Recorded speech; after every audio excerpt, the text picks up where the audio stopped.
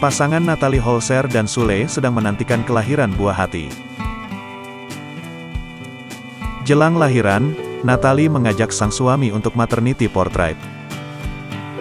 Natalie Holzer tampil cantik dengan dress peach memperlihatkan perutnya yang besar. Sementara Sule mengenakan setelan warna pink dan dalaman tertelek putih. Natalie menyertakan caption romantis untuk sang suami. "Kalau disuruh melupakanmu, aku harus ke kantor kelurahan dulu bikin surat keterangan tidak mampu. Good day at Ferdinand _Sule." Sule dan Natalie juga berfoto dengan pakaian yang berbeda. Kali ini keduanya mengenakan tertelek putih yang dipadukan jas navy. Tampak Sule mencium baby bump Natalie.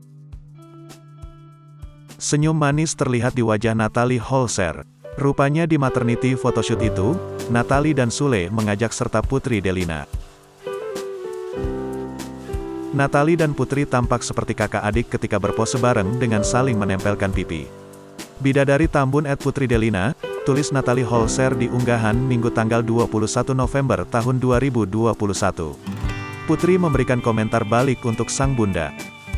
"Bunda juga sekarang kan bidadari surga juga," tulisnya menyertakan emoji merah hati.